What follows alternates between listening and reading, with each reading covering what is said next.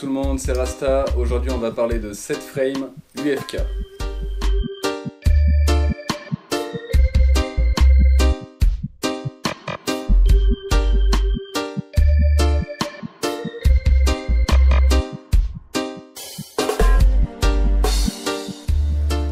Alors l'UFK, une frame high tilt créée par Florent Roch en collaboration avec Lethal Conception. High tilt mais pas que, elle convient aussi au low tilt, mais elle a plutôt été conçue pour le high tilt. On va voir ça en plusieurs étapes. On va commencer par voir pourquoi high tilt justement. Ensuite on verra le déballage de la boîte. Après on verra le montage de la frame. Ensuite on parlera du setup que Florent Roch utilise et on verra les quelques subtilités de montage. Et enfin on terminera par une petite conclusion. Avant de commencer, certains vont penser que mon avis n'est pas très objectif parce que je connais bien Florent Roch et aussi parce que j'étais bêta-testeur sur la frame. Donc effectivement, j'ai reçu un exemplaire pour le bêta-test. Seulement tout le matos que j'ai monté dessus, c'est moi qui l'ai financé, j'en ai cassé d'ailleurs à plusieurs reprises. Ensuite, il y a aussi le fait que ça fait plusieurs mois que je vole avec cette frame, donc j'ai quand même un certain recul par rapport à son utilisation. Et enfin, la review que je vous fais là, la frame, c'est moi qui l'ai achetée, celle-ci.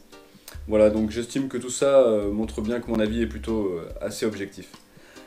Alors, pourquoi frame high tilt? Tout d'abord, c'est une frame 6 pouces. Pour optimiser la traction, ça permet d'avoir moins de consommation pour une même traction par rapport à un 5 pouces. Donc nous, on est très souvent full gaz en high tilt, c'est plutôt utile. Ensuite, le centre de gravité, il se situe exactement sur le plan des rotors. Quand la frame est totalement équipée avec LiPo et GoPro par-dessus, le centre de gravité est pile poil sur le plan des rotors. Donc ça lui confère un comportement super neutre. Et nous à high tilt on est très sujet au prop wash du fait des gros changements de direction, marche avant, marche arrière. Donc plus la frame est neutre de base, mieux c'est. Ensuite c'est tiltable jusqu'à 70 degrés, donc indispensable pour le high tilt. Et enfin elle a été conçue pour être durable, solide quoi, pour encaisser. Donc on verra ça après, on en reparlera. Maintenant on va passer au déballage de la boîte. Allez, on se retrouve à l'atelier. Alors, avant de regarder ce qu'il y a dans la boîte, on va parler un petit peu des différentes versions existantes. Il y a deux versions vendues chez Drone FPV Racer, une version analogique et une version HD. La version analogique, elle est vendue 99,90 € et la HD 109,90 €. Tout en sachant que des fois chez DFR, il y a des promotions. Comme moi, celle-là, je l'ai pris pendant le Black Friday, il y avait moins 20%. Du coup, ça faisait la version analogique à 79,92 € et la version HD 87,92 €. Donc c'est toujours bon à savoir quand même, c'est pas négligeable. Ici, nous, on va voir la version analogique. J'ai pas testé la version HD. Ce que je peux vous donner comme info dessus, c'est qu'elle fait 3 mm de plus en largeur. Donc en largeur, elle fait 3 mm de plus pour pouvoir accueillir le Vista. Elle prend pas le Air Unit, mais par contre, elle prend le Vista. Les bras et les braquettes en aluminium, c'est les mêmes sur les deux versions. Toutes les autres pièces changent par contre. Donc si vous voulez passer d'une version analogique à HD, il faudra compter à peu près 25 € de pièce pour faire la modif. Ensuite, dans la version HD, il y a aussi des petits supports pour la caméra DJI qui sont fournis dans la boîte et aussi les entretoises en rab. Voilà ce que je peux vous dire pour la HD. Donc passons à la boîte. Alors déjà la boîte, je trouve que le dessin devant il est super fun. Il y a des petits détails et tout, c'est marrant. Et il existe deux versions différentes je crois en plus pour le dessin. Sur le côté on a un petit autocollant Lethal Made in France. Donc toujours cool d'acheter du matos Made in France. Et derrière les réseaux sociaux de Florent Roch. Alors dans la boîte, on commence par deux stickers Lethal Conception. Ensuite il y a un sachet. Alors dans le sachet on a encore des stickers. Alors, un stickers UFK et un avec les petits persos. Après, on a des petits colliers de serrage 3. Un support TPU, donc ça c'est pour ceux qui veulent utiliser des antennes Omni pour leur VTX avec les connecteurs SMA. Donc ça se fixe à l'arrière du quad, ça se maintient avec deux petits colliers. Moi je m'en sers pas personnellement, je vous expliquerai après pourquoi, mais bon c'est cool pour ceux qui s'en servent de l'avoir inclus dans la boîte. Après un pad LiPo, alors moi j'utilise plutôt en règle générale de Lumagrip, parce que c'est assez épais, ça adhère plutôt bien. J'ai pas testé celui-là, il est un peu moins épais mais il a l'air plutôt bien adhéré. Il est prédécoupé là au contour des vis, à voir, à tester. Après on a tout le set de visserie. Alors il y a toutes les vis nécessaires, plus les vis moteurs, donc ça c'est cool d'avoir les vis moteurs inclus dedans. Par exemple moi mes moteurs, les vis d'origine elles sont pas assez longues pour cette frame. Donc là au moins on a les vis moteurs directement avec la frame, c'est plutôt cool. Donc des vis en rab aussi dedans. Après on a 2 entretoises. Donc là par contre c'est dommage. Contrairement à la version HD où il y a des entretoises en rab, là on a que les 2 nécessaires au montage. Voilà, bon. Ensuite, on continue. Un petit strap. Alors, ça c'est clairement inutilisable. Je vous le déconseille. Ça casse comme du verre. Boucle en plastique en plus. Faut pas utiliser ça. Après, le dernier sachet avec les pièces de la frame. Hop. Voilà. Alors pour commencer, le carbone c'est du T300 full layer. Je connais rien en carbone, hein, je vous donne juste l'info. Hein. Sinon les bras, donc 4 bras identiques, ça c'est bien. On peut les enlever juste en enlevant 2 vis. Ils sont maintenus après par une clé de bras, donc ça c'est pratique aussi, juste 2 vis et hop, le bras il sort tout seul. 5 mm d'épaisseur, donc c'est quand même assez robuste. Voilà pour les bras. Après on a les braquettes en alu. Alors 2 braquettes en alu, aluminium 70-75, T6 anodisé en noir. Donc pareil, je sais pas à quoi ça correspond, hein, mais je vous donne l'info. Par contre je peux vous dire qu'ils sont super robustes. Alors ça encaisse sérieusement, hein. Ça c'est top. Après on a la top plate, donc dans ce sens, parce qu'il y a les petits emplacements pour les vis à tête fraisée. 3 mm la top plate. Après la middle plate, pareil, 3 mm. Et la bottom plate, 2 mm. C'est suffisant parce qu'elle est protégée dans les braquettes. Enfin, on va voir après pendant le montage, mais ça suffit 2 mm. Et enfin, pour finir, on a les petites clés de bras dont je vous parlais. Donc, 2 clés de bras, 5 mm en épaisseur comme les bras. Voilà, bah maintenant on va passer au montage, on va regarder ça de plus près. Allez, c'est parti! Voilà, alors je vous ai sorti tout le matériel nécessaire pour le montage de la frame. Je vous mets en même temps la notice qui est sur DFR, donc elle est en bas de la description de l'UFK, il y a un PDF à télécharger. Je vous la mets en même temps là que je débute le montage. Donc déjà pour commencer, ces vis là, c'est les vis moteurs, donc on n'en aura pas besoin pour le montage tout de suite. Et les petits écrous en plastique, c'est pareil, c'est pour l'AFC, donc on va mettre ça de côté. On va commencer avec les press nuts. Voilà, et la middle plate. Donc la middle plate, elle a l'avant ici, l'arrière, et par contre elle n'a pas de sens haut-bas. Voilà, on peut la mettre dans n'importe quel sens. Donc on va commencer à insérer les press nuts là-dedans. Voilà, donc il y a 8 press nuts, il n'y en a pas en rab. Attention de ne pas les perdre. On va les mettre dans ces emplacements-là, où les trous sont les plus larges. Donc pour faire ça, il faut prendre une petite vis. Quand il commence à bloquer, on regarde qu'il est à peu près droit.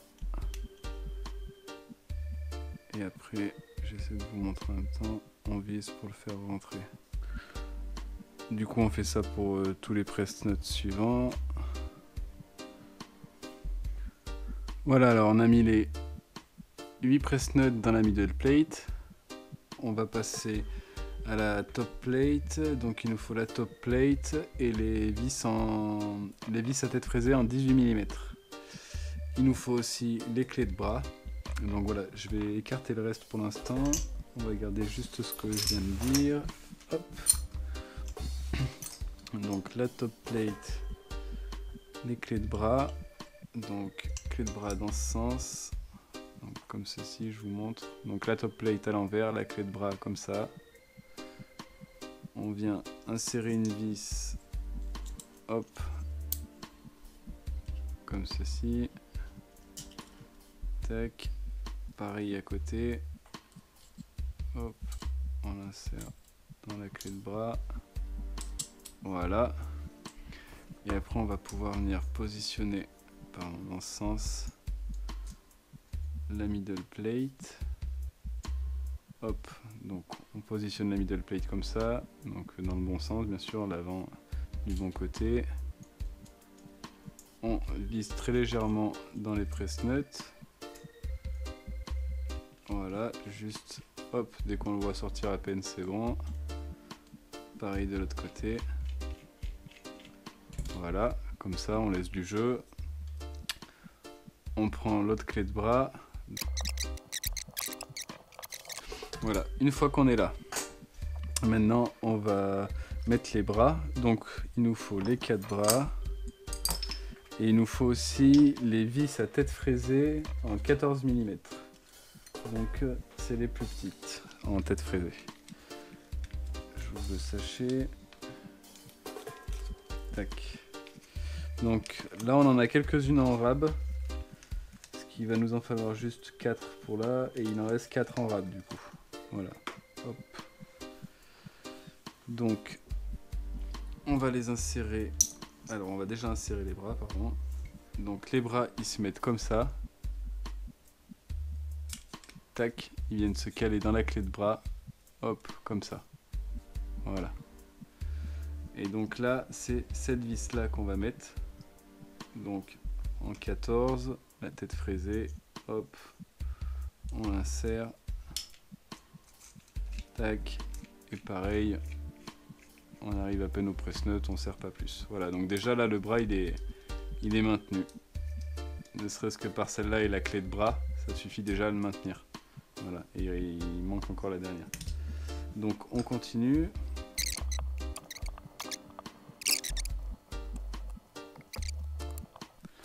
Alors voilà, une fois qu'on a terminé ça, on a déjà une structure super rigide, alors qu'il manque encore une vis pour maintenir le bras. Donc on va continuer.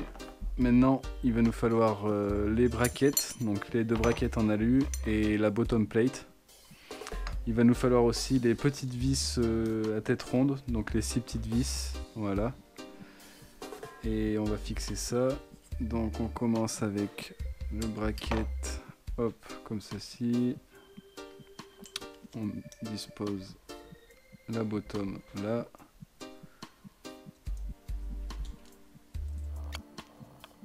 Après on vient mettre l'autre bracket.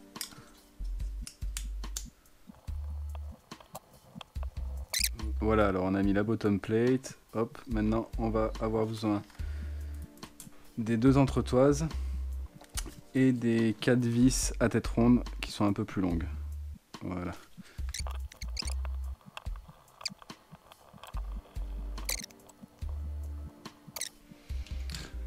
Voilà, alors une fois qu'on a terminé la cage, il ne nous reste plus qu'à assembler les 2 parties.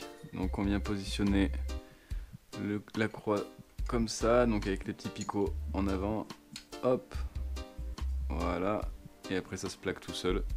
Et il nous reste à mettre les 4 vis tête fraisée 16 mm. Hop, voilà, dans les 4 derniers emplacements.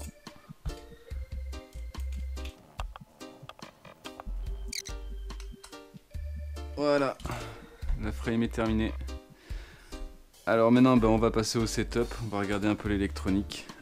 Pour l'électronique, on va voir quel setup Florent Rock utilise, et du coup quel setup j'utilise aussi, parce que j'ai clairement écouté ses conseils là-dessus. On va voir élément par élément et pourquoi ces choix. Alors on va commencer par la FC. On utilise une Kiss V2, tout simplement parce que c'est un firmware qu'on aime bien, qui est facile d'utilisation et fiable. Après, comme ESC, les Kiss 32 ampères. Voilà, 4 ESC. Pour alimenter ça, il vous faudra une PDB. Donc moi j'utilise une vieille PDB Lumenier, juste qui distribue uniquement le courant. Florent lui utilise aussi une vieille Matek dont il avait dépouillé tous les composants sauf la résistance shunt. Vous pouvez utiliser n'importe quel PDB qui distribue le courant, ça fera l'affaire.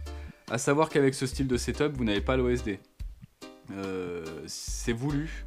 Nous en high tilt, on préfère ne pas avoir d'OSD, on trouve ça plus parasite qu'autre chose.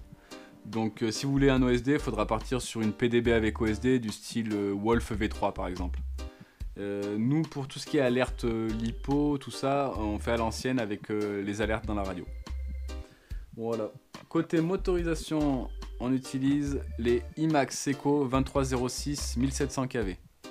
Alors, vous allez me dire, pourquoi utiliser des IMAX plutôt entrée de gamme avec un setup full keys qui lui est haut de gamme? Tout simplement parce qu'en high tilt, les moteurs c'est du consommable. On arrive à en péter plusieurs par session. Donc les IMAX ils correspondent clairement à nos attentes dans le sens rapport qualité-prix. Tout simplement. Voilà. Donc voilà pourquoi ce choix des IMAX. Côté vidéo, VTX, on utilise TBS Unify Pro HV avec antenne linéaire. Pourquoi antenne linéaire? Parce que c'est une fois dans un support TPU, c'est super costaud, ça bouge pas. Et pour le freestyle, ça nous suffit amplement. Quand on émet à 800 mW avec le Unify, à 25 mW, pardon, ça suffit amplement. À savoir que l'antenne linéaire, elle n'est pas fournie avec le VTX. Ça coûte pas très cher, mais bon, il faut le savoir. Côté caméra, une Foxeer Predator format mini, donc Predator V4 ou V5, ce que vous voulez. En tout cas, si vous prenez pas cette caméra, privilégiez une caméra avec un grand fauve et une faible latence. En high tilt, c'est très utile. Côté RX, Nano RX SE de chez Crossfire avec l'Immortal T. Comme hélice, les T-Motor 6143, très bonnes hélices. Ensuite, je vous conseille clairement de prendre un strap Kevlar avec boucle métal soudée de préférence. Voilà, ça sera beaucoup mieux que le strap fourni d'origine. Après, il vous faudra un XT60 avec un peu de longueur de câble, pardon, on verra pourquoi après. Un Kondo 1000 microfarad 35 volts, l'OESR. Comme lipo, moi j'utilise des Tattoo Airline V3 1050 mAh 6S. Florent utilise plutôt des CNHL Black 1100 mAh en 6S. Très sincèrement, j'ai testé les deux, je préfère les Airline. Je trouve qu'elles encaissent mieux dans le temps. Après ça, c'est chacun ses goûts. J'utilise un buzzer autonome V-Fly Fender 2. Florent n'utilise pas, lui. Voilà, moi je trouve ça bien pratique. Et après, il nous reste toutes les impressions TPU que je vais vous montrer. Donc, pour parler de ces impressions, je trouve dommage de ne pas les avoir dans la boîte. On a 4 jolis stickers et un strap inutile. Mais j'aurais clairement préféré avoir du moins certaines de ces impressions, ou même à la rigueur un strap Kevlar, quoi, un strap digne de ce nom, quoi. Bon, donc moi je vous ai dit que j'utilisais une antenne linéaire pour le VTX, donc il me faudra un support d'antenne. Donc là je vous rappelle que le support pour ceux qui veulent des Omni est fourni dans la boîte, hein, voilà, je vous le remets là, c'est le support d'origine ça, c'est le seul TPU qu'il y a dans la boîte. Après donc un support GoPro, moi session 5 70 degrés de tilt. Ensuite, il vous faudra des petites pièces comme ça, c'est des passe-câbles pour les moteurs, pour faire passer les câbles moteurs sous le bras. On verra après lors du montage comment ça s'installe. Et enfin, une dernière petite impression en 2 parties qui est fait pour maintenir l'immortalité. On verra ça aussi juste après. Donc tous les TPU là, les STL sont sur Thingiverse, Florent les a mis. Son pseudo c'est Airflow. Voilà, donc si vous voulez les trouver, vous allez sur Thingiverse. Pourrez les imprimer. Donc maintenant on va passer au montage. Le montage on va pas faire, je vais pas vous détailler la totalité là de comment on câble une FC avec des ESC. Tout ça, les schémas vous les trouvez facilement sur le net. Sinon il y a des tutos YouTube partout. Je vais juste m'attarder sur les petites subtilités de montage qui peuvent vous éviter de casser inutilement du matériel. Avant d'attaquer le montage, on va peser la frame. Alors, hop. Quand même, hop.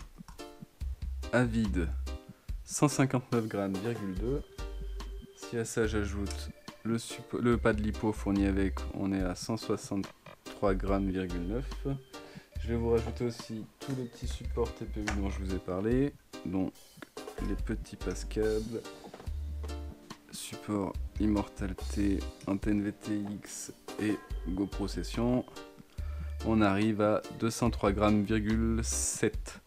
si je mets le support Hero, on est à 207 grammes. Donc je repèserai tout ça une fois le setup entièrement monté avec l'hypo GoPro en plus pour avoir le poids final. Mais là c'était à titre d'info pour ceux que ça intéresse. Vous savez donc que frame à vide avec pas de lipo et tous les TPU, au max vous êtes à 207 grammes. Voilà. Allez, on attaque le montage. Donc là j'ai juste désolidarisé la cage et placé ma PDB. Allez, j'attaque.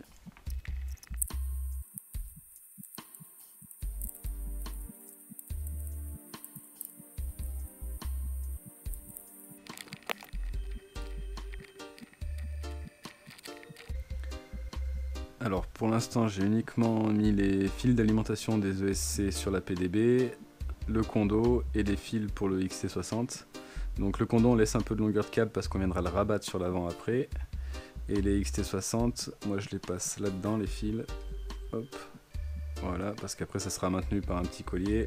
Et du coup vous laissez bien de la longueur. Voilà. Et après on pourra mettre la prise. Allez, on continue.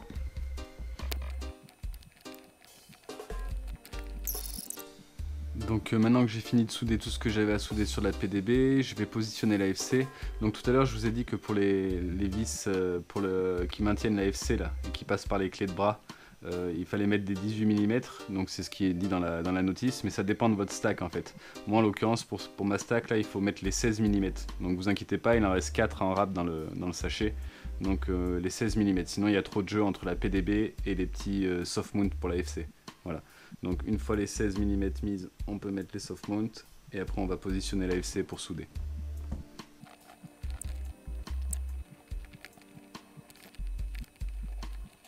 J'ai câblé l'AFC, maintenant je vais vite fait mettre mon buzzer autonome. Alors maintenant je vais câbler le RX.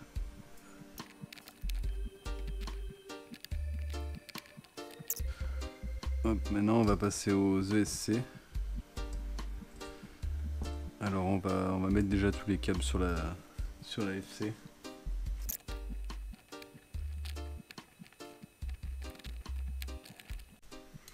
Alors maintenant on va souder les ESC.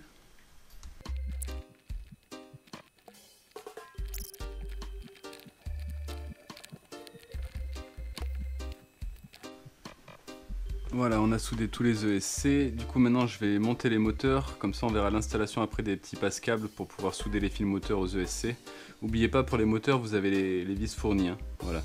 Allez, je monte vite fait les moteurs et après on voit les passes-câbles. Voilà, alors j'ai installé les moteurs, maintenant on va voir les passes-câbles en TPU dont je vous ai parlé. Donc il vous en faut 4.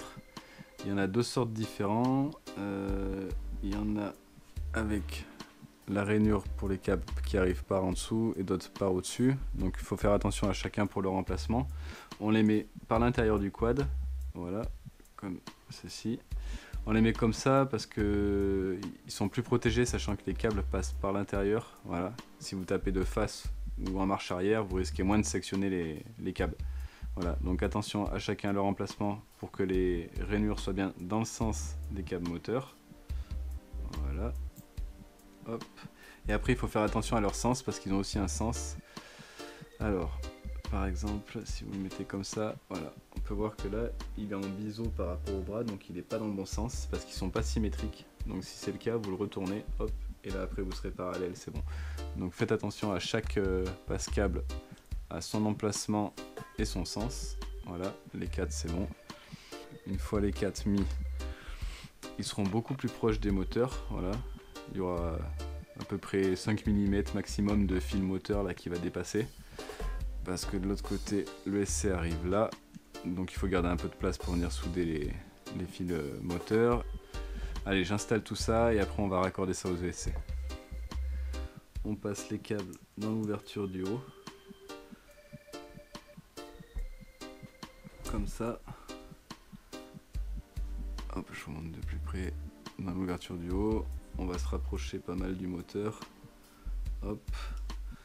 Après on va le passer dans le bras et on va essayer, voilà, de passer les câbles dans la rainure comme il faut.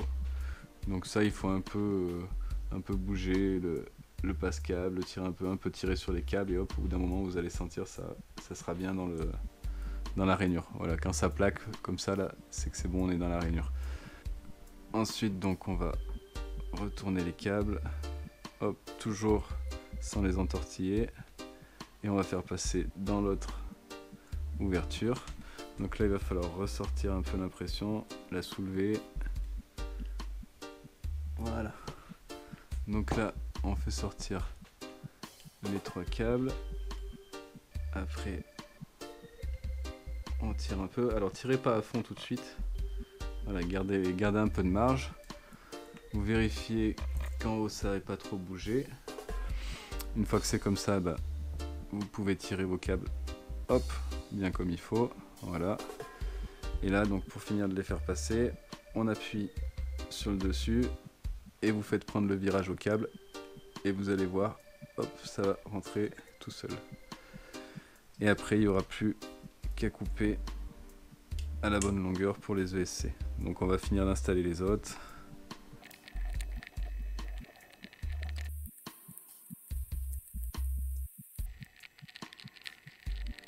Une fois les 4 passes-câbles installés, il vous restera plus qu'à couper les fils moteurs à la bonne longueur. Donc voilà, pour venir les mettre sur les 3 pads. Hop. L'ESC, on va le protéger avec une gaine thermo épaisse. Donc on passe une gaine thermo. Hop. En plus de ça, vous allez rajouter là sur toute la largeur du bras et sur toute la longueur de l'ESC 2 épaisseurs de double face épais. Comme ça, les 2 épaisseurs de double face plus la gaine thermo, ça suffit à protéger les composants de l'ESC pour éviter qu'ils s'arrachent contre le bras lors d'un impact. Voilà. Donc vous mettez vos 2 épaisseurs de double face, vous enlevez pas la dernière pellicule de scotch, comme ça ça vous permet de venir souder vos 3 fils moteurs. Après, vous venez rétracter votre gaine thermo et il vous restera plus qu'à enlever la dernière pellicule de scotch pour venir coller l'ESC. Même principe que le passe-câble, l'ESC on va pas le centrer sur le bras, on va le déporter sur l'intérieur. Comme ça, lors d'un impact, c'est le bras qui touche et ce sera pas le SC. Voilà. Il déborde de plusieurs millimètres sur l'intérieur, mais c'est pas grave, hein. Il est beaucoup plus protégé comme ça que si vous le centrez sur le bras. Voilà. Allez, j'installe les 4 et on continue.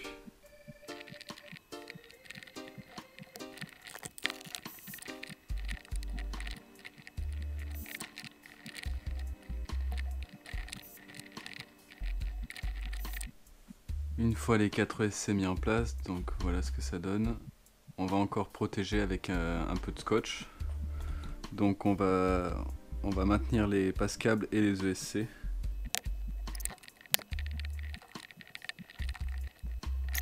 Voilà, alors maintenant les 4 passe-câbles sont bien maintenus avec le scotch. Hop, on va faire pareil avec les ESC. Voilà, donc une fois tout terminé, voilà, on va bien vérifier que les ESC ne dépassent pas du bras. Voilà, qu'ils soient bien sur l'intérieur. Voilà, alors c'est pas très esthétique, mais c'est surtout très efficace. Voilà. Alors maintenant, niveau soudure, on a presque terminé. Je vais vite fait souder le XT60. Tout ce qui est soudure est maintenant terminé. Le reste, c'est que des connecteurs. On va voir l'installation de l'immortalité. Donc avec le petit support TPU dont je vous avais parlé en 2 parties. Voilà. Donc il s'installe comme ça. Hop, on passe de chaque côté. Voilà. Hop, et il vient jointer là. Donc s'il jointe pas très bien, je crois bien que c'est parce que le support il est fait pour les immortalités V1.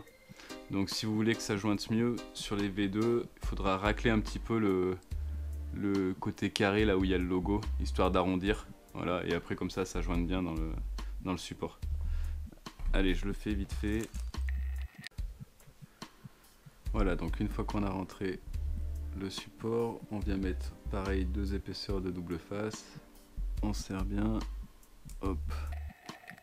Et après, on va venir le positionner donc sur un bras avant, sur le passe-câble. Après, on va maintenir avec un collier. Il y a une petite ouverture là.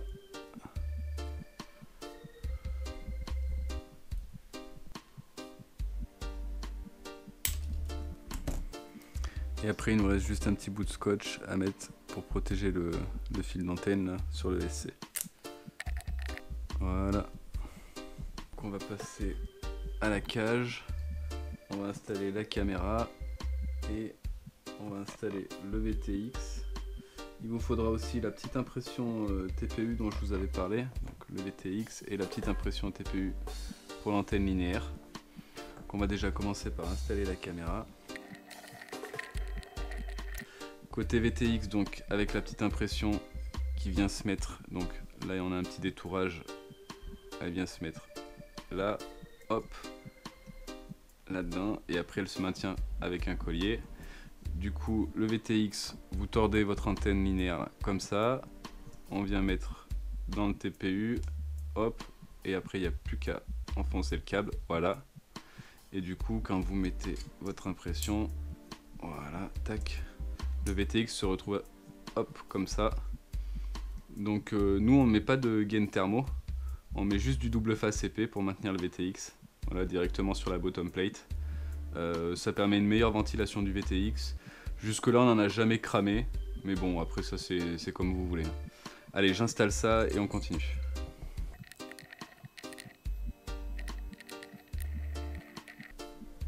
Voilà. Donc après un petit collier de serrage.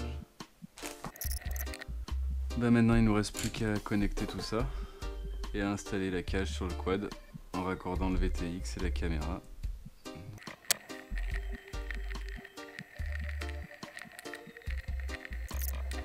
Donc maintenant, pour finir, il reste juste à mettre des colliers de serrage pour maintenir les fils du XT60.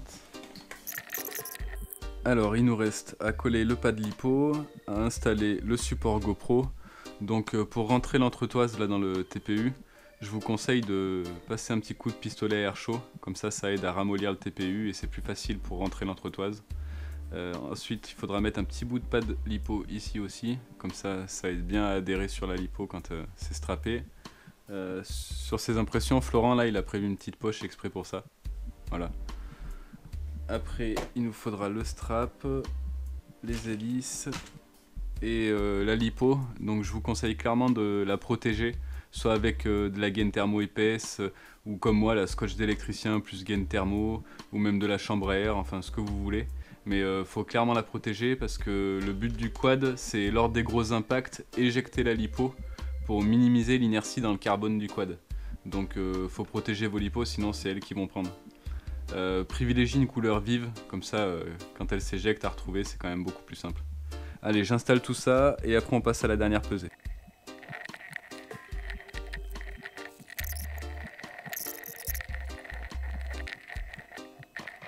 Alors il ne reste plus qu'à voir les fils du XT60. Donc comme je vous avais dit, il faut garder un petit peu de longueur de câble pour le XT60 du quad. Parce qu'après on vient de maintenir dans le strap sur le côté comme ça. Hop. Et après on fait passer les fils de la lipo par l'avant. Et il ne nous reste plus qu'à brancher là sur le côté. Paf. Et on les laisse bien sur le bas. Comme ça ils sont plutôt bien protégés. Ils sont assez loin des hélices. Vous pouvez mettre les câbles balance dans le trou derrière l'entretoise là. Comme ça ils sont protégés. Et si vous voulez pas que la lipo s'éjecte lors des gros impacts, il faudra mettre deux straps. Donc un strap qui tient d'abord la lipo et un autre strap qui vient tenir le support GoPro. Tout en sachant que si vous faites ça, vous minimiserez pas l'inertie lors d'un impact. Donc du coup la frame risque de prendre plus cher lors d'un crash. Ensuite je voulais vous parler aussi du condo là, et du buzzer. Donc moi ils arrivent jusque devant là comme ça. J'ai juste protégé le condo avec une gaine fermée. Le buzzer il a sa gaine d'origine. Mais ça craint pas, hein. J'ai jamais endommagé pour l'instant.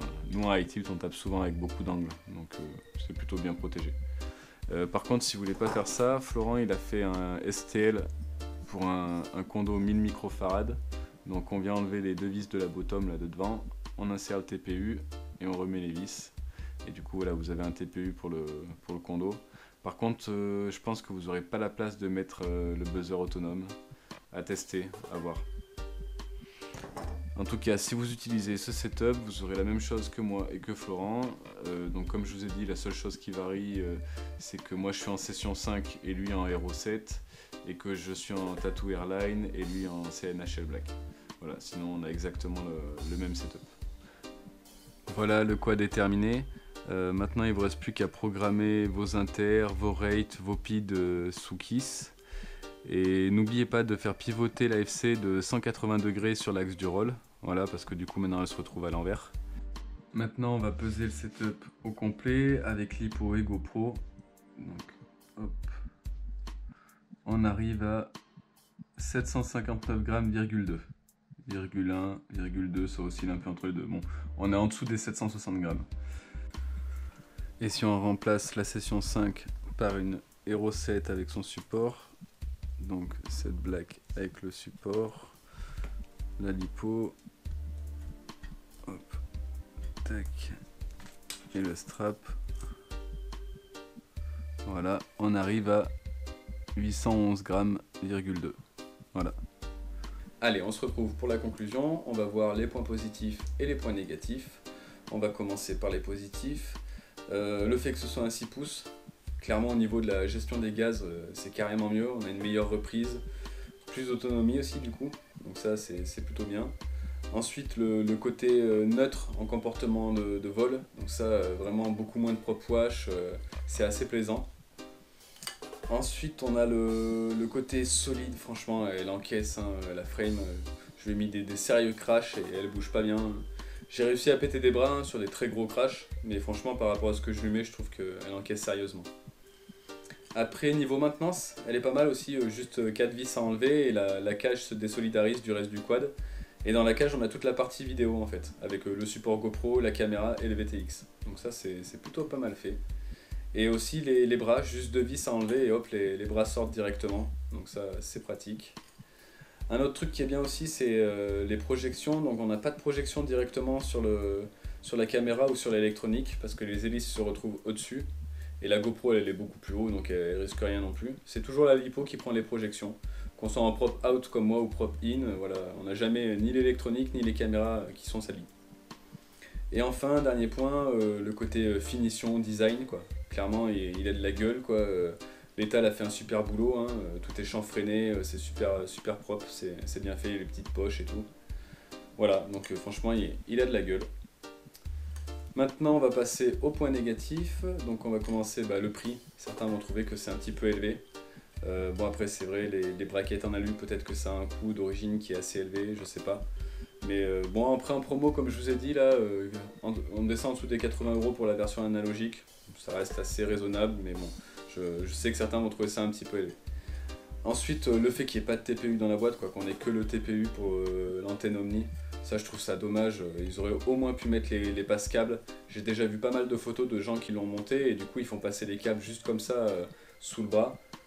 Clairement c'est trop exposé, donc du coup c'est dommage qu'ils aient pas mis au moins les petits passe-câbles dans la boîte, quoi. Et pareil, les entretoises, on n'a pas d'entretoise en rab alors que dans la version HD il y en a, ça c'est un petit peu dommage. Et le fameux strap que je trouve clairement inutile. Perso, moi j'en suis content, je trouve que c'est vraiment adapté au high tilt, donc je vous la conseille.